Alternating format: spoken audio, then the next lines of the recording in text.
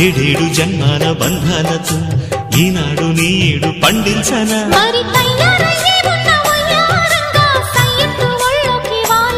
చూసుకొచ్చానమ్మా చూడు ఉత్సాహంగా చిన్నారి వన్నెల్ని ఏలంగా ప్రతిక్షణం